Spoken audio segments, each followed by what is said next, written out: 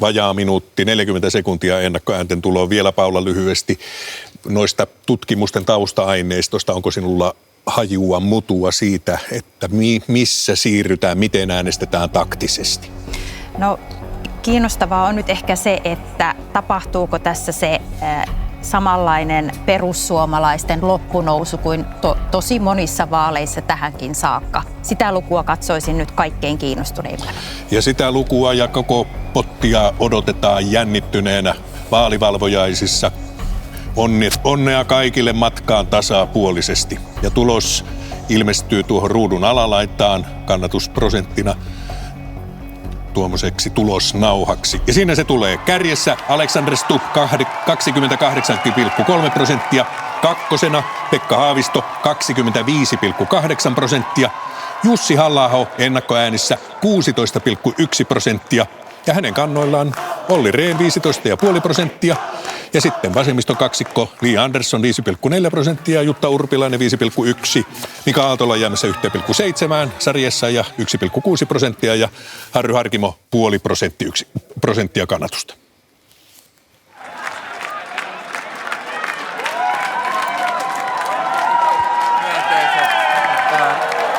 Paljon enemmän kuin mitä uskalsi odottaa. Että on hirveän tyytyväinen ja kiitollinen.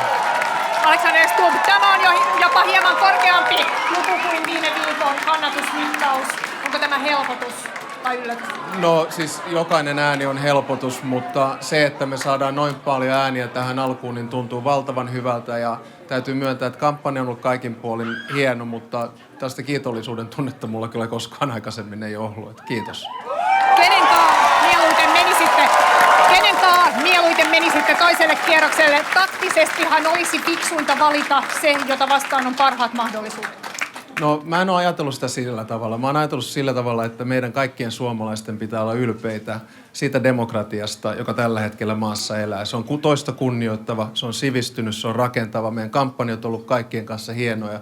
Mä katson koko tuota porukkaa, joka tuossa screenillä tällä hetkellä on. Ja jokaisen kanssa menisin mielellään toiselle kierrokselle. Musta ne on kaikki aivan loistavia tyyppejä. Kiitos.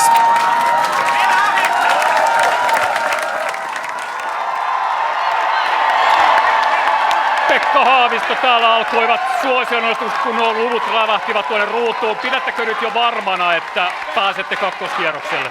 No kyllä tämä hyvin todennäköiseltä näyttää. Tämä on loistava tulos ensimmäiseltä kierrokselta ja hyvin suuri kaula seuraaviin. Eli uskon, että ollaan Alexander Stubbin kanssa toisella kierroksella.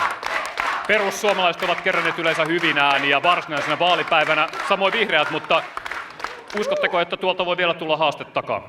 No kyllä tuossa on aikamoinen kaula seuraaviin, että eiköhän tämä ole koulutettu tässä. No mitä nyt ennakkoäänien perusteella sanotte tuosta äänierosta Alexander Stubbin kanssa, niin kisaatteko tosissaan presidentin paikasta kakkoskierroksella? Totta kai kisaan tosissaan ja nyt on jäänyt paljon ääniä muilta ehdokkaiden tukijoilta ja äänestäjät joutuvat miettimään, kenen taakse asettuvat ja uskon, että suomalaiset haluavat vakaata, rauhallista, pitkäjänteistä ulkopolitiikkaa. Tässä käydään tosissaan toiselle kierrokselle. Mitä sanotte, näkyykö noissa luvuissa nyt se, että tästä tuli taktinen äänestys näistä vaaleista? No minusta on erittäin hyvä, että näissä vaaleissa on äänestetty aktiivisesti sekä ennakkoäänissä että ilmeisesti äänestyspäivänä. Kaikenikäiset ovat lähteneet liikkeelle ja sen näkee noissa tapahtumissa. Siellä on mummosta lapsiin ihmisiä liikkeellä ja kaikki puhuvat nyt turvallisuus- ja ulkopolitiikasta. Tämä on erittäin tärkeä vaali Suomelle. Yhdellä lauseella. Kuinka paljon uskotte, että nuo luvut vielä muuttuvat nyt tämän päivän aikana? No uskon, että Suomi säilyy rauhallisena maana ja on tärkeää, että pidämme täällä yllä vakautta. Kiitos, Pekka Haavisto. Jussi Halla-aho, kolmantena ennakkoäänissä. Päällimmäiset kommenttinne.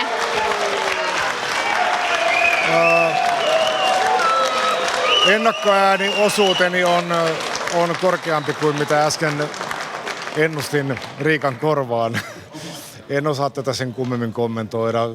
Tiedämme, että ennakkoäänestyksessä erityisen aktiivisesti äänestettiin niissä väestöryhmissä, joissa perussuomalaisten kannatus ei ole kovin korkea, joten uskon, että oma ääniosuuteni paranee, kun vaalipäivän äänten laskenta etenee.